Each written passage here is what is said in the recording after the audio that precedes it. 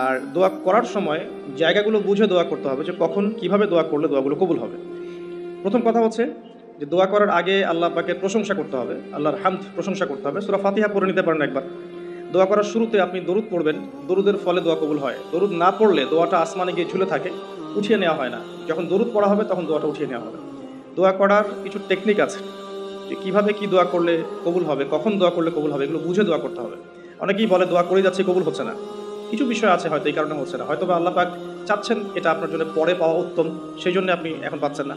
হয়তো বা আল্লাহ পাক আপনাকে পরকালে দিবেন বলে জমা রেখেছেন, হয়তো এই জন্য পাচ্ছেন না। অথবা হয়তো আপনার আকীদায় শিরক আছে, হয়তো এই জন্য হচ্ছে না। হয়তো বা আমলে বেদায়াত আছে, এই কারণে হচ্ছে না। অথবা আপনার রিজিকে কোনো হারাম কিছু আছে, মেবি এই কারণে আপনার দোয়া কবুল হচ্ছে না। অথবা আপনি তাড়াহুড়া করছেন। তাড়াহুড়ার ব্যাখ্যায় নবী সাল্লাল্লাহু আলাইহি ওয়াসাল্লাম বলেছেন যে মানুষ বলে আমি দোয়া করেই গেলাম, আমার দোয়া কবুল হলো না। তো আমরা জেনে নিব যে কোন কোন জায়গায় কীভাবে দোয়া করলে দোয়া কবুল হবে। এই বইটার মধ্যে সবই দেয়া আছে, হিসনুল মুসলিম বইটার মধ্যে। তারপর আমি বলছি আমার ব্যক্তিগত ইলম থেকে কিছু কথা, সেটা হলো দোয়া করার আগে অবশ্যই আল্লাহর প্রশংসা করবেন, অ্যাটলিস্ট একবার আলহামদুলিল্লাহ বলে হাত তুলবেন। তারপরে আপনি নবী সাল্লাল্লাহু আলাইহি ওয়াসাল্লামের কাছে উপরে একবার দরুদ পড়বেন। আগে আল্লাহর প্রশংসা, তারপরে দরুদ। এরপরে আপনি নিজের পাপের ক্ষমা চাবেন। আগে আপনি পাপ করেন বা না করেন, আগে বলবেন রব্বিক ফিরলি, আল্লাহ আমাকে মাফ করুন, পাপ করেন বা না করেন। এটা সুলাইমান আলাইহিস সালামের সেই দোয়া থেকে আমি শিক্ষা নিয়েছি। সুলাইমান আলাইহিস সালাম যে বিখ্যাত দোয়ায় বলেছিলেন যে আল্লাহ আমাকে এমন মুলক এবং রাজত্ব দান করুন যে মুলক আর রাজত্ব আপনি কাউকে কখনো দেননি। এই দোয়ার শুরুতে তিনি বলেছেন রব্বিক ফিরলি, আল্লাহ আমাকে মাফ করুন। তো এটা আদব, দোয়ার আদব হচ্ছে আগে নিজের ক্ষমা চাওয়া, আল্লাহর কাছে নিজের ভুলের ক্ষমা চাওয়া, তারপরে দোয়া করা। হামদ সানা, দরুদ, এরপরে আপনি ক্ষমা চাবেন। এবার আপনি দোয়াগুলো করবেন আপনার মন থেকে। আরবি দোয়া জানা থাকলে আরবিতে দোয়া করবেন, কারণ আপনি আপনার রবের সাথে আরবি দিয়ে কথা বলবেন, এর চেয়ে আসলে গর্বের কী হতে পারে। আরবি ভাষা কেন শিখব, কী দরকার আছে, এটা কি সাম্প্রদায়িকতা? আল্লাহ রাব্বুল আলামিনের আল্লাহ পাক যে ভাষায় কোরআন নাজিল করেছেন, আল্লাহ পাক যে ভাষায় কথা বলেছেন কোরআনে, সেই ভাষায় আমি আল্লাহর সাথে কথা বলছি, এর চেয়ে গর্বের কী আছে আমার জন্য? আরবি কেন শিখছি, কেন শিখবো? এই ভাষা দিয়ে আমি আল্লাহর সাথে কথা বলবো। জান্নাতে এই ভাষা চলবে, কোরআনে এই ভাষায় নাজিল হয়েছে, কবরে এই ভাষায় প্রশ্ন করা হবে। আমি কেন এই ভাষায় আল্লাহর সাথে কথা বলবো না? এর মানে এই নয় যে কেউ যদি আরবি না জানে অন্য ভাষায় দোয়া করতে পারবে না, এমনটা নয়। অবশ্যই কেউ যদি আরবি না জানে, বেসিক দোয়াগুলো না জানে, সে বাংলাতে দোয়া করতে পারে, কোনো সমস্যা নেই। ইংরেজিতে দোয়া করতে পারে, উর্দু দিয়ে দোয়া করতে পারে। ভাষাগত পার্থক্য আল্লাহর কাছে নেই, তবে আরবির মর্যাদা আছে। আর এটা আমার কাছে গর্বের বিষয় মনে হয় যে আমি আরবি দিয়ে আমার রবের সাথে কথা বলতে পারছি। আমি আরবি দিয়ে কথা বলছি, এবং আরবি দিয়ে দোয়ার ক্ষেত্রে আপনি এত এত ভালো করে মনের ভাব প্রকাশ করতে পারবেন অল্প শব্দে, যেটা হয়তো অন্য কোনো জায়গায় সম্পূর্ণ হয়। এরপরেও আমি বলবো যে মাতৃভাষায় মানুষের মনের ভাব প্রকাশের ক্ষেত্রে সহজতা আছে। যদি কেউ আরবি না জানেন, সেক্ষেত্রে মাতৃভাষাতেই বেশি বেশি দোয়া করবেন, চলতে ফিরতে দোয়া করবেন। নির্দিষ্ট সময়েই দোয়া করতে হবে এমন নয়। রোজা রেখে সারাটা দিন যখনই আপনার মন চাচ্ছে, মনের মধ্যে একটা কিছু চাহিদা আসছে, আপনি দোয়া করে ফেলবেন। নবী সাল্লাল্লাহু আলাইহি ওয়াসাল্লাম বলেছেন, যদি তোমাদের কারো জুতার ফিতাও ছিঁড়ে যায়, সে যেন সেই ফিতাটাও আল্লাহর কাছে চেয়ে নেয়। প্রতিটা বিষয় আল্লাহর সাথে শেয়ার করতে হবে। আল্লাহ, আমার চাকরির দরকার, আমার রিজিকের সমস্যা, আমার পারিবারিক সমস্যা, আমার ব্যবসার সমস্যা, আমার ইলম অর্জন করতে চাই, আল্লাহ আমাকে ইলম দান করো। আল্লাহ, আমি শারীরিকভাবে অসুস্থ। বিভিন্ন রকম সমস্যা আমরা জর্জরিত আছি। প্রত্যেক মানুষের কোনো না কোনো সমস্যা আছে। সমস্যা থাক বা না থাক, দোয়া করতেই থাকতে হবে। যে ব্যক্তি সুখের সময় বেশি বেশি দোয়া করে, আল্লাহ পাক দুঃখের সময় তার দোয়া বেশি কবুল করেন, এমনটা হাদিস এসেছে। যে ব্যক্তি সুখের সময় ভালো আছে, এখন আমার ফিজিক্যালি আমি ফিট, এখন আমি আল্লাহ পাকের অসীম নিয়ামতের মধ্যে আছি, বাড়ি গাড়ি টাকা করি, আত্মীয় স্বজন, স্ত্রী সন্তান সবই আছে, আমার কোনো কিছুর অভাব নাই। এরকম সুখের সময় যে ব্যক্তি বেশি বেশি দোয়া করবে, ইস্তেগফার করবে, ক্ষমা চাবে, আল্লাহ পাক দুঃখের সময় সেই বান্দার পাশে থাকবেন ইনশাআল্লাহ। আর সবচেয়ে বড় দুঃখের দিন তো কিয়ামতের দিন, আল্লাহ পাক সেদিন ইনশাআল্লাহ আমাদের সাথে থাকবেন ইনশাআল্লাহ তাআলা। দোয়ার আগে এই আদবগুলো মেনটেন করবেন। বাংলা ভাষায় দোয়া করেন যদি আরবি না জানেন। আর আরবি জানার দিকে আমি বেশি জোর দিচ্ছি, আরবি জানলে বেশি ভালো হয়। হিসনুল মুসলিম বইটা সাজেস্ট করলাম। এবং দোয়া করার কিছু টাইম আমি বলছি যে এই সময়গুলো আপনি বেশি বেশি দোয়া করতে পারেন। রোজা রেখে সারাদিন দোয়া করতে পারেন যে কোনো সময়, স্পেশালি নামাজের সেজদায় একটা সেজদাও যেন বাদ না যায় যেখানে আপনি কোনো দোয়া করেন নাই। অ্যাটলিস্ট আপনি কিন্তু সেজদায় তাসবিহ পড়েই বলতে পারেন, আল্লাহুম্মা আতিনা ফিদ দুনিয়া হাসানা ওয়া ফিল আখিরাতি হাসানা ওয়া কিনা আযাবান নার। আল্লাহুম্মা আইনি আলা যিকরিকা ওয়া শুকরিকা ওয়া হুসনি ইবাদাতিক। যে কোনো দোয়া। আল্লাহুম্মা আনতাস সালাম ওয়া মিনকাস সালাম ফাহাইয়িনা রাব্বিনা বিস সালাম। আল্লাহুম্মা ইন্নী আসআলুকাল হুদা ওয়াত তুকা ওয়াল আফাফা ওয়াল গিনা। কত দোয়া আছে। রব্বি হাবলি মিনাস সালিহিন। আল্লাহুম্মা রব্বানা আতিনা ফিদ দুনিয়া হাসানা ওয়া ফিল আখিরাতি হাসানা ওয়া কিনা আযাবান নার। রব্বিরহামহুমা কামা রাব্বায়ানি সাগীরা। রব্বানা আতিনা মিন লাদুনকা রাহমা ওয়া হাইয়্যি লানা মিন আমরিনা রাশাদা। প্রচুর দোয়া আছে, দোয়ার উপরে সেশন করা যাবে। আপনি সেজদায় বেশি বেশি দোয়া করেন, মিনিমাম একটা দুইটা তিনটা করে দোয়া করার চেষ্টা করেন। যদি আরবি না জানেন, আপনি নফল নামাজে, সুন্নত নামাজে বাংলাতেও দোয়া করলে ইনশাআল্লাহ কবুল হবে। আল্লাহ পাক সমস্ত ভাষায় বোঝেন ইনশাআল্লাহ। সেজদায় দোয়া করেন বেশি বেশি। আমি সাজেস্ট করবো যে রমজান মাসে আপনি 2 আজানের মাঝখানে দোয়া করবেন। আজান হয়েছে, আজানের সময় দোয়া করলে দোয়া কবুল হয়ে যায়। আজান এবং একামতের মাঝখানে দোয়া করলে দোয়া কবুল হয়ে যায়। রমাদান মাসে লাইলাতুল কদর আছে, শেষ দশকের বেজর রাতগুলোর মধ্যে আমরা একে পাবো। যদি কেউ লাইলাতুল কদর পেয়ে যায়, সেই রাত্রে যে দোয়া করবে সেই দোয়াগুলো কবুল হবে ইনশাআল্লাহ। কাউকে ইফতার করানোর পর দোয়া করলে দোয়া কবুল হতে পারে ইনশাআল্লাহ। দান সাদাকা করার পর দোয়া করলে দোয়া কবুল হতে পারে ইনশাআল্লাহ। হয়তো বৃষ্টি হচ্ছে, আপনি বৃষ্টি দেখে দোয়া করলেন, দোয়া কবুল হবে ইনশাআল্লাহ। দোয়া কবুলের অনেক সময় আছে, অনেক মুহূর্ত আছে, অনেক আদব আছে। এগুলো আমি সাজেস্ট করে দিয়েছি, বইটার নাম হিসনুল মুসলিম। এই বইয়ের মধ্যে সব কিছু লেখা আছে, আপনারা একটু পড়ে নেবেন। আমি এখানে বেশি টাইম দিলে পর্যায়গুলো কভার করতে পারবো না। আল্লাহ পাক আমাদেরকে বেশি বেশি দোয়া করার তৌফিক দান করুন, আমিন। আর এরপরে রমাদান মাসে সওম রেখে আমরা বেশি বেশি জিকির করতে চেষ্টা করব। জিকির বলতে কি বোঝাচ্ছি? আল্লাহ রাব্বুল আলামিন তাকে ডাকার জন্য, তাকে স্মরণ করার জন্য যে বিষয়গুলো মাধ্যম হিসেবে দিয়েছেন, এগুলো প্রত্যেকটাই কিন্তু জিকির। সালাতও এক প্রকার জিকির, আমাদের কোরআন তেলাওয়াতও এক প্রকার জিকির। আমরা এখানে জিকির বলতে যা বোঝাচ্ছি সেটা হচ্ছে ডেইলি কিছু জিকির আমরা করি, যেগুলোর মধ্য দিয়ে আমরা আমাদের জিহ্বাকে তরতাজা রাখবো, সিক্ত রাখবো। আমরা সবসময় আজে বাজে কথা বলার চাইতে এই কোরআনের কথা, হাদিসের কথা বা আল্লাহ পাকের তাসবিহ তাহলিল এগুলোতে অভ্যস্ত হলে পরে দেখবেন রমাদানের সওমের আধ্যাত্মিকত্ব বাড়ছে ইনশাআল্লাহ। এটা আপনি প্রমাণিত যে আপনি 1 ঘন্টা অহেতুক কথাবার্তা বলেন কারোর সাথে, আপনার মনের নূরগুলো নষ্ট হয়ে যাবে। এবং আপনি 1 ঘন্টা চুপ করে থাকেন, দেখবেন চুপ করে থাকার ফলে আপনার মধ্যে অনেক চিন্তা আল্লাহর পক্ষ থেকে ইনস্টল হচ্ছে। ভালো চিন্তাও আসে, আর শয়তানের পক্ষ থেকে খারাপ চিন্তাও আসতে পারে চুপ করে থাকলে। আর যদি আপনি বেশি বেশি জিকির করতে থাকেন, ফর এক্সাম্পল 100 বার সুবহানাল্লাহ, ফর এক্সাম্পল আলহামদুলিল্লাহ, আল্লাহু আকবার, লা হাওলা ওয়ালা কুওয়াতা ইল্লা বিল্লাহ, আস্তাগফিরুল্লাহ ওয়া আতুবু ইলাইহি, হাসবিয়াল্লাহু ওয়া নি'মাল ওয়াকিল।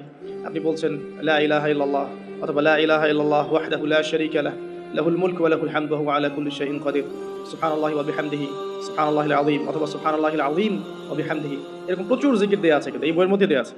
এগুলো যদি নিয়ম করে করি, আমরা একটা সময় ফিক্স করে করি যে আমি এই 1 ঘন্টা ফজরের নামাজের পরে এই জিনিসগুলো করব, তাহলে কিন্তু আপনি আপনার রোজার মধ্যে ইফেক্টিভ বিষয়গুলো খুঁজে পাবেন। তবে আমি এটা সাজেস্ট করি যে আপনি চলতে ফিরতে এই কাজগুলো করবেন।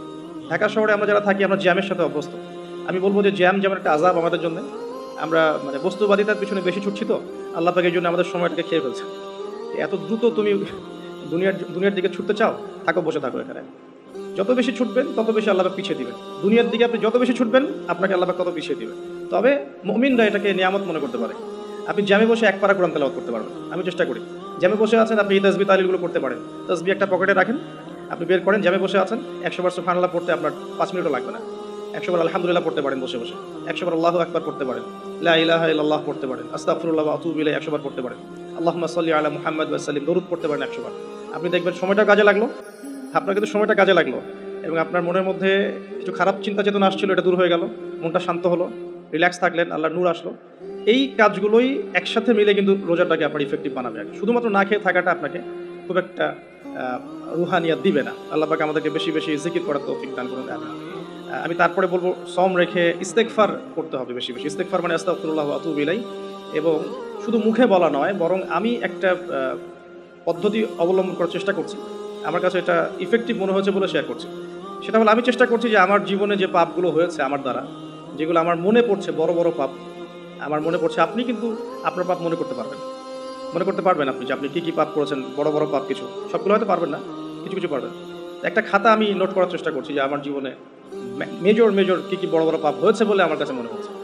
তো এরকম পাপ আপনি একটা লিস্ট করতে পারেন, এবং যখন একটা পাপের কথা মনে হবে, এই পাপ সংক্রান্ত বিষয়গুলো কিন্তু মাথায় চলে আসবে, ওখানে আমার কী ভুল ছিল আসলে, এবং সেই ভুলটা যেন আমার পরিবারবর্গ না করে, এবং সেই ভুলটা যেন আমার বাচ্চারা না করে। ঠিক আছে? তো আমরা মিউজিক শুনেছি, লিখেছি যে হ্যাঁ মিউজিক শুনেছি, হয়তো বসে বসে খেলা দেখেছি, এগুলো কাজ করেছে। রাস্তাঘাটে চলতে ফিরতে আমাদের নজর এদিক ওদিকে চলে গিয়েছে। এমন কেউ নাই এখন এই বিশ্বে বসবাস করে যারা কখনো অনলাইনে ঢুকে একটা মেয়ের নগ্ন ছবি চোখে পড়েনি। এমনটা হয়েছে। আমরা কিন্তু নোট আউট করতেই পারি আমাদের পাপগুলো কী কী হয়েছে। নোট আউটগুলো করলে আমরা যেটা করতে পারি, এই রমাদানে ইন্ডিভিজুয়ালি একটা একটা করে পাপের কথা মনে করে আল্লাহর কাছে মাফ চাইতে পারি। যদিও বা এভাবে বললেও হয়ে যায়, আল্লাহ আমার তুমি সমস্ত পাপ মাফ করে দাও, কিন্তু ইন্ডিভিজুয়ালি যখন বলবেন তখন আপনি ফিলটা পাবেন যে আমি ওই পাপটা করেছিলাম, এইটা ঠিক হয়নি, ওইটা ঠিক হয়নি। তখন ইনশাআল্লাহ তাআলা ইস্তেগফারটা পারফেক্ট হবে, ইস্তেগফারের ভিতরে একটা প্রাণ আসবে ইনশাআল্লাহ। শুধু মুখে বলবো না যে আস্তাগফিরুল্লাহ ওয়া আতুবু ইলাইহি। তো আমি এটা চেষ্টা করছি লিখে ফেলার জন্য। তো এখানে দুটো বিষয় আসবে, একটা হচ্ছে আমার কিছু আল্লাহর সাথে জড়িত পাপ, এবং আল্লাহর সাথে জড়িত পাপগুলো কিন্তু মাফ পাওয়া খুব সহজ। মুখলেসভাবে তওবা করলেই আল্লাহ পাক মাফ করে দিবেন ইনশাআল্লাহ। এবং আল্লাহ রাব্বুল আলামিন এমনও বলেছেন যে আমি এই পাপগুলোকে নেকি দিয়ে পরিবর্তন করে দেব, এটা আল্লাহ পাক বলেছেন। আরেকটা বিষয় আছে, আল্লাহ পাকে কিছু হক নষ্ট করেছে, যেমন নামাজ, হয়তো একটা সময় নামাজ পড়ি নাই, একটা সময় রোজা রাখি নাই, একটা সময় দেখা গেছে কেউ যাকাত দেয় নাই ইত্যাদি। এগুলোর জন্য দুটো অপশন, এখানেও দুটো অপশন। কিছু কিছু আলেম বলেছেন যে এর জন্য খালেস তওবাই যথেষ্ট, এর কাফারার দরকার নাই। আবার কিছু কিছু আলেম বলেছেন যে নামাজ যতগুলো কাজা হয়ে গেছে এগুলোকে হিসেব করে কাজা আদায় করে দেয়া। এরকম দুটো স্কুল অফ থট কিন্তু আছে, আমি এটা ঘাটাঘাটি করেছি। তবে আমি সবশেষ যার মতটাকে বেশি প্রাধান্য দিয়েছি এই পর্যন্ত, সেটা হচ্ছে আল্লামা তাকি উসমানী দামাত বারাকাত। তার বইয়ের মধ্যে তাসাউফ আত্মশুদ্ধি বইটার মধ্যে লেখা আছে যে এটা সবচেয়ে বেশি উত্তম হবে যদি কেউ তার জীবনে নামাজ এবং সওম এবং যাকাত এগুলো হিসেব করে তওবা করার পরে আদায় করে দেওয়ার চেষ্টা করে। এবং ইনশাআল্লাহ আমি সে চেষ্টা করব, আপনারাও সে চেষ্টা করেন, এটা অনুরোধ করবো আর কি। এতে করে উনি এই কথাটা এই জন্য বলেছেন যে একজন মানুষ অমুসলিম ছিল, মুসলিম হয়েছে, তখন না হয় তার সমস্ত গুনাহ মাফ হয়ে যাবে। কিন্তু আমরা মুসলিম ছিলাম, 1 বছর 2 বছর নামাজ পড়েন নাই, এই গুণাটা কীভাবে মানে কাফফারা না দিলে মাফ হতে পারে? ওনার যুক্তি এটা। তো যদিও অনেক আলেম বলেছেন যে তওবা করলে মাফ হয়ে যাবে, আল্লাহ পাক মাফ করে দিবেন, বেশি বেশি নফল নামাজ পড়লে ঘাটতি পূরণ হয়ে যাবে। কিন্তু ফরজের ঘাটতিগুলো ফরজ দিয়ে আদায় করাটা উত্তম হবে বলে আমার মত। আল্লাহ পাক আমাদেরকে সাধ্যমতো করার তৌফিক দান করুন। আরেকটা অপশন আছে, রমজান মাসে উমরা করতে পারেন। রমজান মাসে যদি উমরা করতে পারেন বা সুযোগ হয়, আল্লাহ যদি তৌফিক দান করেন, সেখানে একটা সুবিধা আছে। যেমন মক্কায় 1 ওয়াক্ত নামাজ পড়লে আপনি অনেক ওয়াক্তের নেকি পাচ্ছেন, এবং মদিনাতেও 1 ওয়াক্ত নামাজ পড়লে আপনি 1000 ওয়াক্তের নেকি পাচ্ছেন। তো এখানে কিন্তু ওই কাফফারাটা আদায় হয়ে যাবে ইনশাআল্লাহ। এটা একটা সুযোগ। উমরা করতে যেতে পারেন, আর যদি যান আমাকে সাথে নিয়ে যান, আল্লাহ পাক তৌফিক দান করুন। ঠিক আছে। আর আরেকটা বিষয় আছে, পাপের লিস্ট করতে গিয়ে আমি যেটা দেখেছি সেটা হচ্ছে যে কিছু পাপ থাকবে যেগুলো মানুষের সাথে সম্পৃক্ত, এগুলো সবচেয়ে ডেঞ্জারাস। কিছু পাপ আছে আমাদের জীবনে যেটা মানুষের সাথে সম্পৃক্ত, যেমন আমি বা আপনি কারো গীবত করেছি, বা আমি বা আপনি কারো সম্মানহানি করেছি, আমি বা আপনি কাউকে অপবাদ দিয়েছি, বা কারো টাকা পয়সা লুটতরাজ করে খেয়ে ফেলেছি, বা কারো সম্পত্তি আত্মসাৎ করেছি, বা কারো প্রতি জুলুম করেছি। এক কথায় হাকুল ইবাদ, কোনো মানুষের হক নষ্ট করেছি। এই জায়গাটাতেই সমস্যা এবং ডেঞ্জারটা সবচেয়ে বেশি। এটাই সবচেয়ে বড় ভয়ের কারণ পরকালে জাহান্নামে যাওয়ার, আমার কাছে মনে হয়। কারণ যতগুলো পাপ আল্লাহর সাথে সম্পৃক্ত, আল্লাহ পাক এক কথাতেই মাফ করতে পারেন, কোনো সমস্যা নেই ইনশাআল্লাহ। কিন্তু মানুষের হকটা কিভাবে আদায় হবে? যতক্ষণ পর্যন্ত না তার হক তাকে ফিরিয়ে দিচ্ছি, যদি কারো অর্থ সম্পদ নষ্ট করে থাকি, তাকে ফিরিয়ে দেয়া অথবা তার পরিবারকে ফিরিয়ে দেয়া বা তার পক্ষ থেকে দান সদকা করা, এছাড়া কোনো অপশন দেখা যায় না। কাউকে গালি দিয়েছি, তার কাছ থেকে ক্ষমা নিয়ে নেওয়া অথবা তার জন্য দোয়া করা, এছাড়া কোনো অপশন দেখা যায় না। তো আমি একটা দোয়া আপনাকে শিখাই দিচ্ছি ইনশাআল্লাহ। আশা করা যায় এই দোয়ার বরকতে আল্লাহ পাক আপনাকে সুযোগ তৈরি করে দিবেন যাতে করে আপনি তার হক তাকে ফিরিয়ে দিতে পারেন ইনশাআল্লাহ। সেটা হলো আল্লাহুম্মা কফিনি বিহালালিকা আন হারামিক ওয়া আগনিনি বিফদলিকা আম্মান সিওয়াক। এই দোয়াটা যে বেশি বেশি করবে ইনশাআল্লাহ তাআলা, আলী রাদিয়াল্লাহু আনহু বলেছেন যে তার যদি পাহাড়ের সমান ঋণ থাকে, আল্লাহ পাক সেটাও পরিশোধ করার ব্যবস্থা করবেন ইনশাআল্লাহ। তো এটা ডেঞ্জারাস এই কারণে, যদি এগুলো আমরা দুনিয়াতে মিটিয়ে না যেতে পারি, তাহলে পরকালে এই ব্যক্তিরা আমাদের সামনে দাঁড়িয়ে থাকবে। সে আমাকে মিথ্যা অপবাদ দিয়েছে, সে আমার গীবত করেছে, সে আমার টাকা পয়সা নিয়ে দেয়নি, সে আমাকে গালি দিয়েছে, সে আমার উপর জুলুম করেছে। এরকম প্রচুর মানুষ কিন্তু কিয়ামতের মাঠে দাঁড়িয়ে থাকবে, এবং অনেক মানুষ কিয়ামতের মাঠে পাহাড়ের সমান নেকি নিয়ে উঠবে। ওঠার পরেও তাদের নেকি থেকে এই মানুষগুলোর হক আদায় করে দেওয়া হবে। যদি হক আদায় করতে গিয়ে নেকি শেষ হয়ে যায়, তখন এই মানুষগুলোর যে গুনাহ, এটা এই মানুষদের উপর চাপিয়ে দেওয়া হবে। এটা ডেঞ্জারাস। অনেক অনেক নেকির কাজ করেও পরকালে মিসকিন হওয়াটা নিতান্তই হতভাগ্য। আমরা চাই না আল্লাহ পাক এই কাতারে আমাদের অন্তর্ভুক্ত করুন না। কিন্তু চিন্তা করে দেখেন, কেউ যদি কাউকে রেপ করে, তাহলে সে কত বড় সম্মানের ঋণগ্রস্ত হয়ে গেল, যেটা কখনো তার পক্ষে শোধ করা সম্ভব না। এই জিনিসটা যদি মাথায় থাকে, এই হাদিসটা যদি মাথায় থাকে যে কিয়ামতের মাঠে সবচেয়ে বড় মিসকিন তারা যারা অন্যের কাছে দায়বদ্ধ থাকে, নামাজ রোজা হজ জাকাত সমস্ত নেকি নিয়ে ওঠার পরেও কারো হক নষ্ট করার দায়ে সে জাহান্নামে চলে যাবে, ওদের গুনার ভার নিয়ে। এই জিনিসটা সবচেয়ে ডেঞ্জারাস। এই কারণেই আসলে কম কথা বলা উচিত, এবং কম মানুষের সাথে মেশা উচিত, এবং মুখ বন্ধ রাখাই ভালো। বেশি না বলা, বেশি কিছু ভাবতে না যাওয়া, বেশি গেজ না করা। এবং অনলাইন এমন একটা প্ল্যাটফর্ম যেটা আমাদের এই সুযোগটা বাড়িয়ে দিয়েছে, যাতে করে আমরা নির্দ্বিধায় একে অপরের গীবত সমালোচনাকে একটা ট্রেডিশন মনে করছি, বাট এগুলোর বড় শাস্তি আমাদের জন্য অপেক্ষা করছে। আল্লাহ পাক এগুলো থেকে আমাদেরকে হেফাজত করুন, আমিন। মানুষের সাথে জড়িত পাপ থেকে আল্লাহ পাক আমাদেরকে বাঁচাক। আর যদি সম্ভব হয় রমজান মাসে আমভাবে ক্ষমা চেয়ে নেওয়া উচিত। যেমন পরিবারবর্গকে ডেকে বলা যেতে পারে যে আমার দ্বারা যদি তোমাদের কোনো হক নষ্ট হয়ে থাকে, তোমরা আমাকে মাফ করে দিও। ঠিক আছে। যদি একজন রাষ্ট্রের নেতা হয়ে থাকে, তার বলা উচিত সবার সামনে যে আমি আমার দায়িত্ব পালন করার চেষ্টা করেছি আমার সাধ্যমতো। যদি আমার দায়িত্ব পালনে কোনো রকম হক নষ্ট হয়ে থাকে তোমাদের কারো, আমার উপর কোনো অভিযোগ থেকে থাকে, আমাকে মাফ করে দিও। আমভাবে ক্ষমা চেয়ে নেওয়াটা ভালো হবে রমাদান মাসে। কারণ এই মাস, ওই যে আমি একটা হাদিস বলছি, সেই ব্যক্তি হতভাগা যে ব্যক্তি এই মাস পেয়েছে কিন্তু নিজের গুনাহ মাফ করাতে পারলো না। আমার গুনাহ তো আমি আল্লাহর কাছে মাফ করালাম, কিন্তু মানুষের সাথে জড়িত হকটা কীভাবে মাফ করাবো, এই বিষয়টা বুঝতে হবে। আল্লাহ পাক আমাদেরকে ইস্তেগফার করার তৌফিক দান করুন রমজান মাসে, আমিন। এবং অন্যের হক পরিশোধ করে দেওয়ার তৌফিক দান করুন।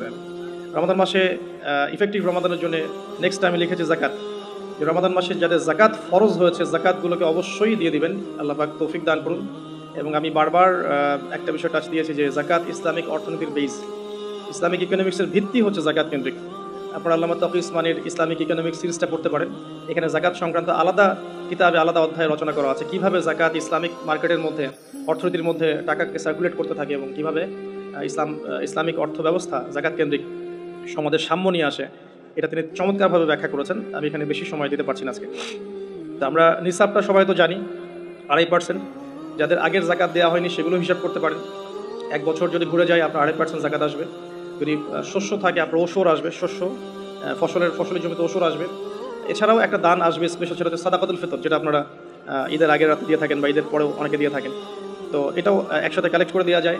একটা সামাজিক সংগঠনের উদ্যোগেও হতে পারে, রাষ্ট্রের উদ্যোগেও হতে পারে, মসজিদের উদ্যোগে হতে পারে, মাদ্রাসার উদ্যোগে হতে পারে। এটাকে কালেক্ট করে এটাকে সুন্দর করে খাতে বিতরণ করাটা বেশি ভালো হবে। আল্লাহ পাক আমাদেরকে তৌফিক দান করুন। এবং আরেকটা পয়েন্ট লিখেছি, বেশি বেশি নফল দান সদকা করা। রমাদান মাসে বেশি বেশি করে নফল দান সদকা করার চেষ্টা করা যেতে পারে। আমরা একটা রেস্টুরেন্টে বসলেই কিন্তু 400-500 টাকা বিল তুলে ফেলি। হ্যাঁ, আমরা তো এমনও চা খেয়েছি যে চায়ের দাম 220 টাকা। এটা ঢাকাতেই পাওয়া যায় এয়ারপোর্টে, স্পেশাল চা 220 টাকা আর কি। মানে কখনো কখনো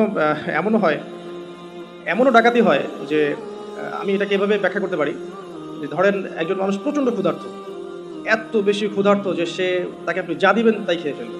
একজন ব্যক্তি 7 দিন কিছুই খায়নি, সে কোনো অন্যের সংস্থান তার ছিল না, 7 দিন কিছুই খায়নি, সে প্রচণ্ড ক্ষুধার্ত। এখন আমি তার সামনে 1 প্লেট ভাত নিয়ে গিয়ে বলছি যে এই 1 প্লেট ভাতের দাম হচ্ছে 3000 টাকা, তুই খাইলে খা, না খাইলে যা। এখন আপনি বলেন, যে ব্যক্তি এভাবে তার রিজিক অন্বেষণ করছে, এর রিজিক কি হালাল না হারাম? এগুলোই চলছে। আপনি এখন 1 প্লেট ভাত খেতে যান, এখন 1 প্লেট ভাতের দাম 10 টাকা। কিন্তু যখন আপনার প্রচণ্ড ক্ষুধা লেগেছে, এখন খেতেই হবে আপনাকে, এখন এই ভাতের প্লেটের দাম 1000 টাকা। খেলে খান, না খেলে যান। যদি না খান আপনি, তাহলে এটা আমি অন্য কাউকে খাওয়াবো যার 1000 টাকা না বরং 4000 টাকা দিয়ে খাওয়ার সামর্থ্য আছে। এগুলোই চলছে, কোটটাই পুরো ডাকাতি। আল্লাহ পাক এইসব ডাকাতদেরকে হেদায়েত করুন, অথবা এদেরকে তাদের পাপের শাস্তি প্রদান করুন।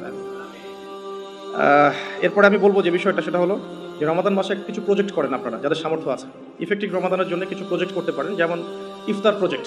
যেমন আপনারা অনেকেই সামর্থ্যবান আছেন, অনেকে অনলাইন সেকশনে হয়তো পেজ আছে, গ্রুপ আছে। আমি জাস্ট পরামর্শ দিতে পারি, আপনারা কাজ করতে পারেন। যে যার জায়গা থেকে একটা ফ্যামিলির 1 মাসের ইফতারে কত টাকা যেতে পারে? হয়তো 2000, 2500, 3000, এতটুকু টাকা যাবে। আমরা কিন্তু চেষ্টা করলেই পারি যে এই রমাদানে আমি 100টা পরিবারের দায়িত্ব নিব। 100টা পরিবারের জন্য যে টাকাগুলোর প্রয়োজন সেটা আমি অনলাইনের মাধ্যমে মানুষের কাছ থেকে কালেক্ট করতে পারি, অফলাইনেও করতে পারি, করে ইফতার প্যাকেজ রেডি করতে পারি, করে 100টা পরিবারকে পৌঁছে দিতে পারি।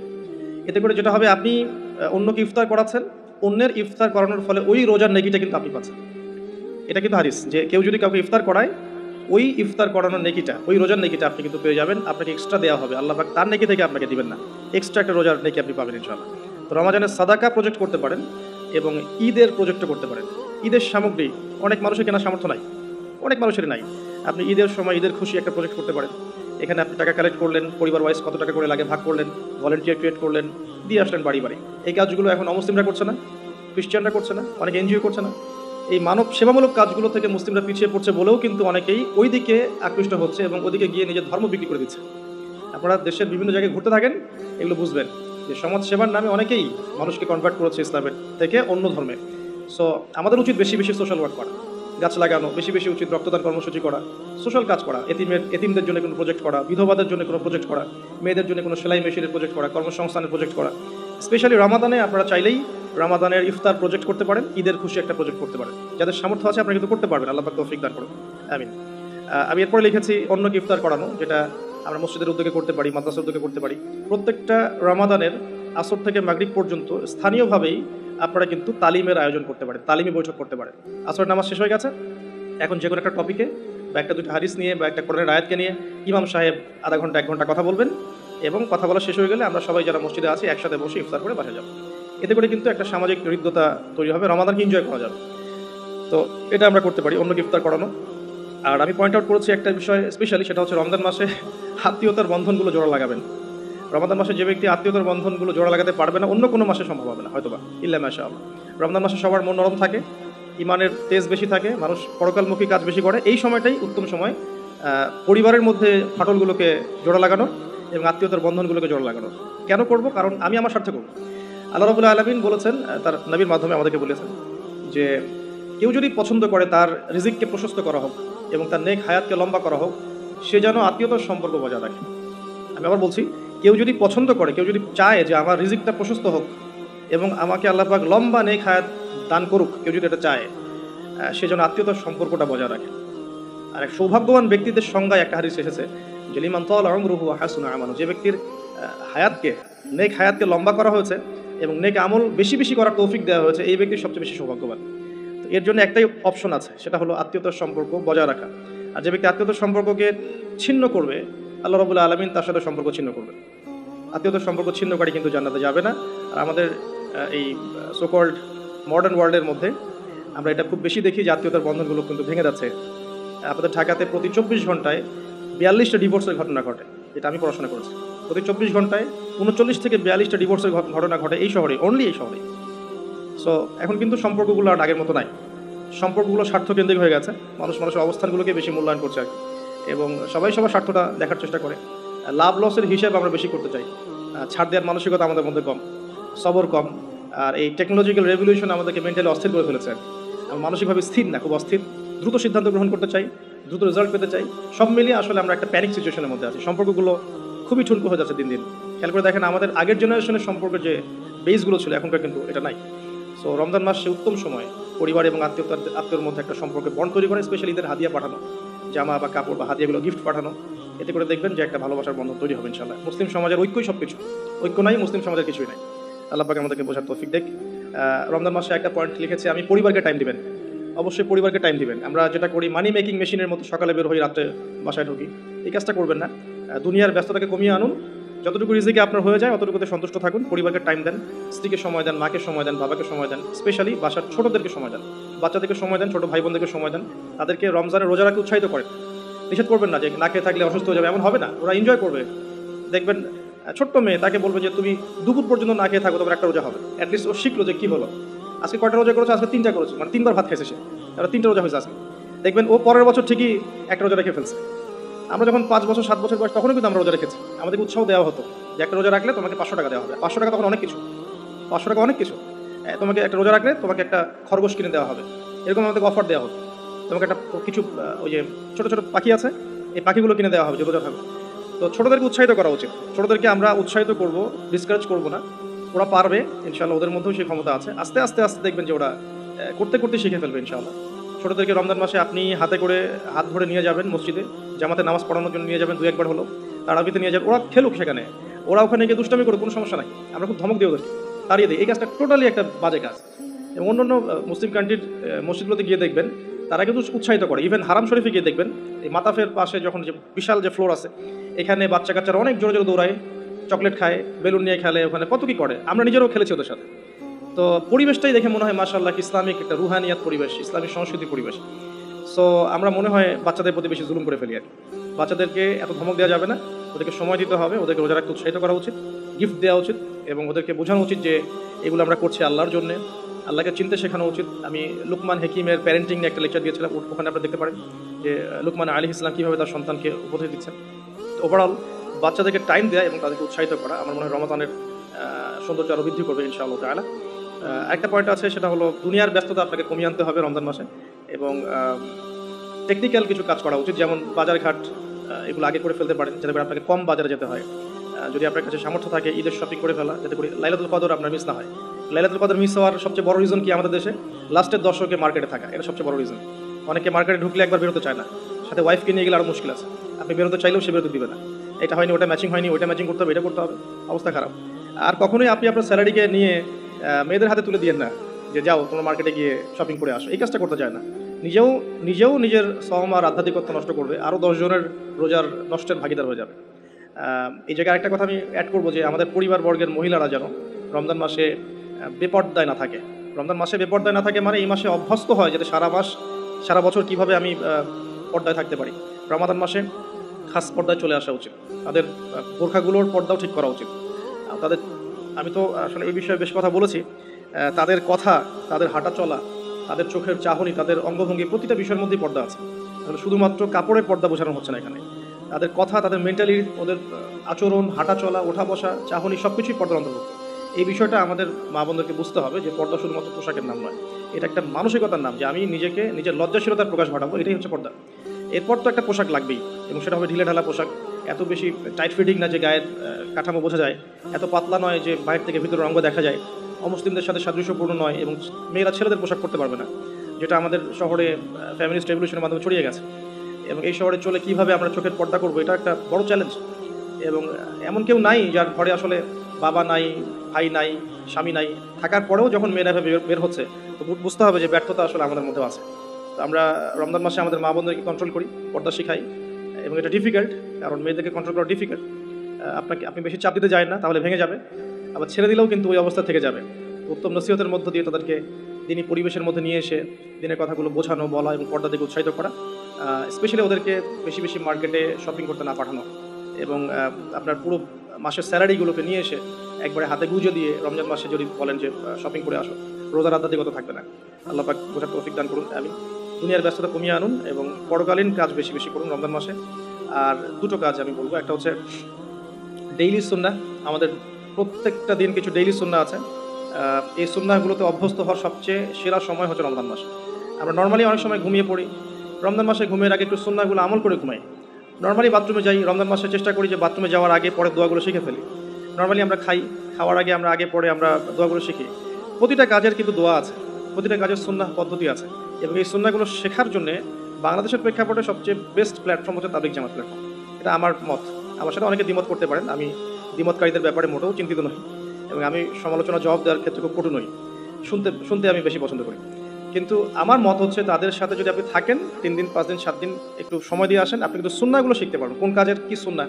তারা খুবই স্ট্রিক্টলি এটাকে কিন্তু আপনার শেখায় এবং এটাকে মুখস্থ করিয়ে ফেলে। আমরা স্কুল লাইফে অনেক শিখেছি, কলেজ লাইফে আমরা সময় অনেক শিখেছি। এগুলো শেখানোর জন্য বেস্ট প্ল্যাটফর্ম আমার কাছে মনে হয়।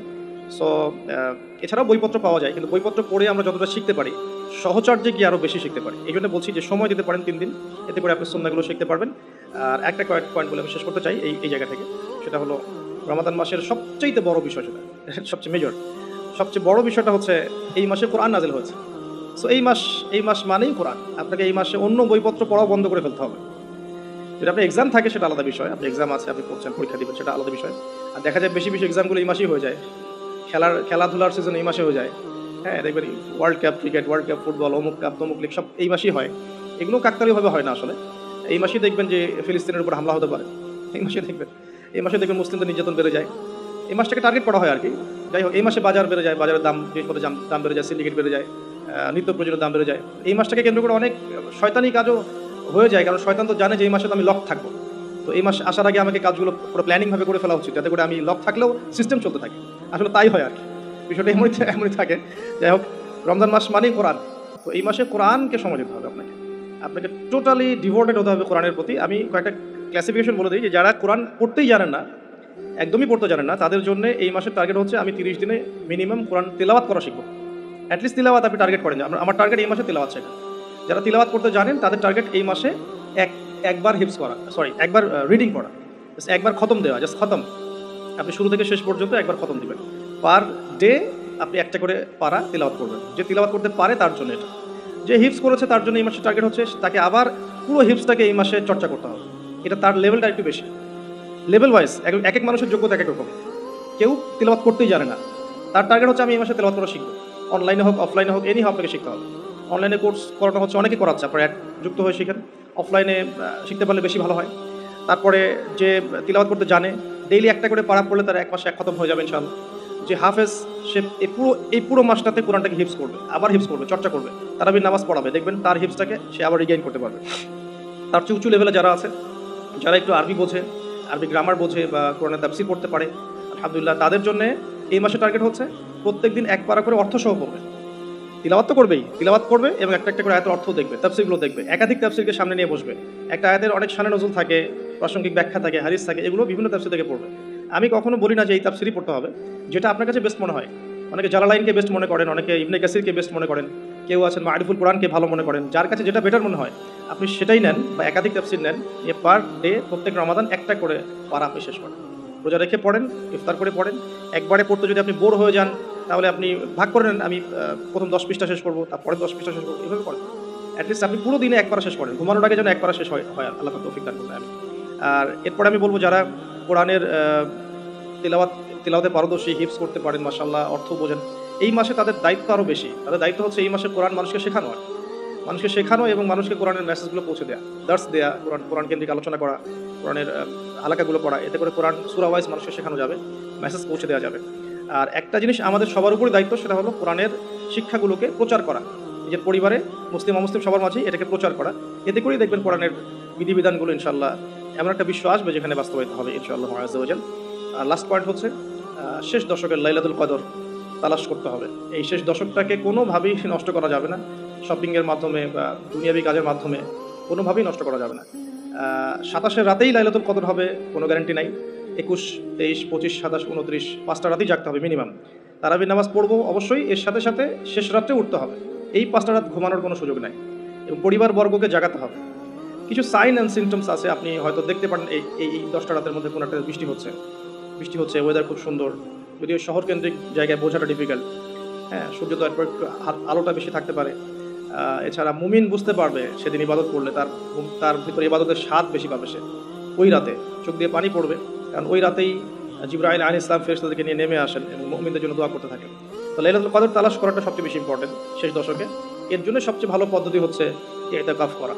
যারা পসিবল হবে রমাদানের শেষ দশকে ইতিকাফ করতে পারেন, ইনশাআল্লাহ আযজা ওয়া জাল আশা করা যায় তারা লাইলাতুল কদর অবশ্যই পেয়ে যাবেন ইনশাআল্লাহ তাআলা। আমি অনেক কথা বললাম যেগুলো করার, আমি একটু রিভিউ করছি এবং আর 5টা মিনিট সময় নেব আমি। কিছু বিষয় আছে যেগুলো আবার করাও যাবে না, আমি প্রথম থেকে আবার একটু রিভিউ করছি। এই রমাদান মাসের মূল উদ্দেশ্য হচ্ছে তাকওয়া অর্জন করা। এই তাকওয়া আমাদেরকে শক্তি দিবে, এই শক্তি দিয়ে আমরা কি করব, আল্লাহ পাকের দিনটাকে স্ট্যাবলিশ করব, এটা আমাদের মূল কাজ।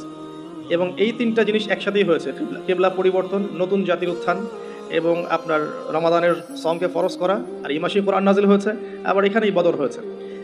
স্টার্টিং আমরা করব প্রথমত কিছু কাজের মধ্য দিয়ে। প্রথমত তারাবির সালাত, যে সালাতের আমরা কোয়ান্টিটির চাইতে কোয়ালিটিকে বেশি গুরুত্ব দেবো ইনশাআল্লাহ আযজা ওয়া জাল। এরপরে আমরা শেষ রাতের তাহাজ্জুদে অভ্যস্ত হওয়ার চেষ্টা করবো ইনশাআল্লাহ, উইথ ফ্যামিলি, যদি আরও ভালো হয় পুরো ফ্যামিলির সাথে করা যায়। সাহরি এবং ইফতারে খাদ্যকে নিয়ন্ত্রণ করতে হবে এবং খাদ্য নিয়ন্ত্রণের মধ্য দিয়ে প্রবৃত্তিকে নিয়ন্ত্রণ করতে হবে। ম্যানুফ্যাকচার্ড ফুডগুলো ত্যাগ করে আমরা ঘরের হোমমেড ফুডগুলো খাওয়ার চেষ্টা করবো। 5 ওয়াক্ত সালাত জামাতে আদায় করার চেষ্টা করবো ইনশাআল্লাহ তাআলা।